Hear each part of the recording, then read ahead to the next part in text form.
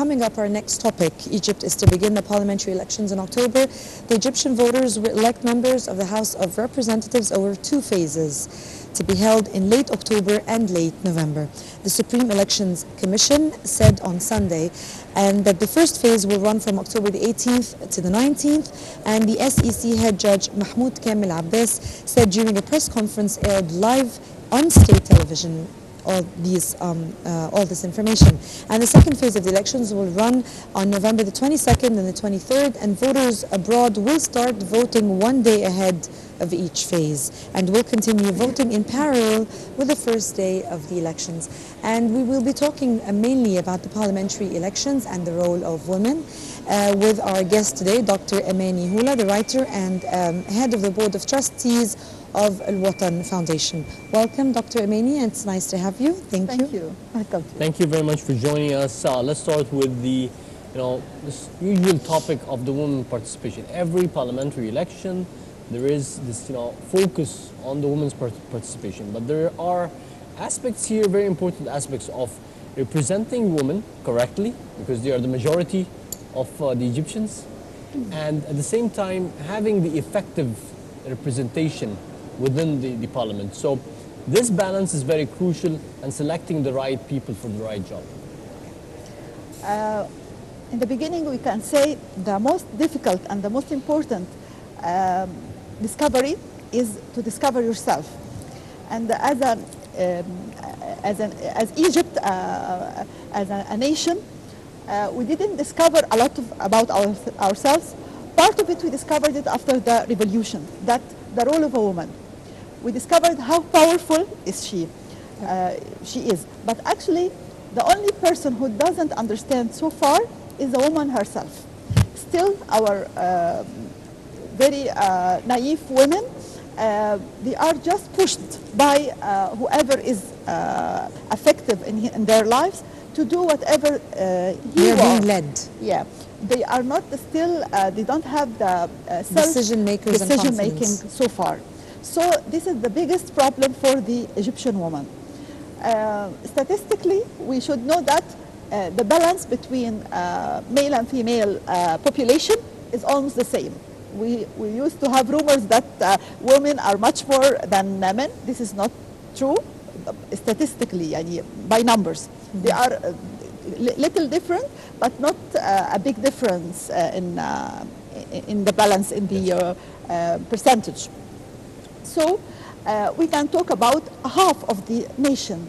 We need to let them be participating as much as they can afford whatever they are interested in. If we are talking about being fair, so we are supposed to have half the parliament from women, which doesn't happen. Which doesn't, and it's too far, too far-fetched. Yeah. So we should start to educate women if we are talking about long-term strategy. But for now, we should try to, all the parties and participants in the election, they should try to give help to the surroundings, environment, women, to educate them with the simple words what they are supposed to be known. Yes. And Dr. Amany, do you think, in your opinion, are the political parties ready for the elections? They never was, or they never were, and actually I don't think they are still not ready. After the elections have been now determined and the dates and everything, do you think they're actually up to it or still not ripe enough? There are very good trials actually, but we have many problems. The most, the biggest one of them is the old system, old regime. They are still there, they are still struggling. And they're still ready.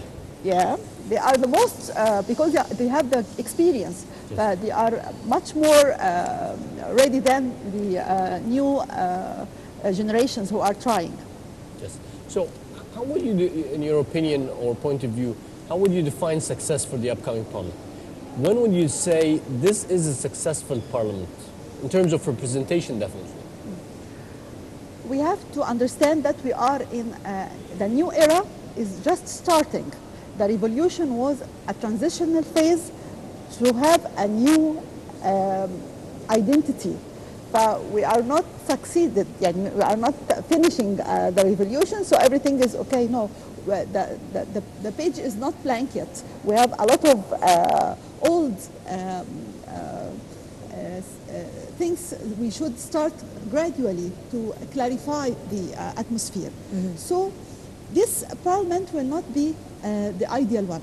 Even and we understand that, we should understand, and we are having And not to have stages. high hopes on this Yes. upcoming parliament, especially. We have to understand, and this is trial and error theory. We are waiting for everybody to learn and to start to improve their skills, to start to improve their strategies, to have a different way of thinking. A different mentality. Maybe the next one will be much better, but we have to start.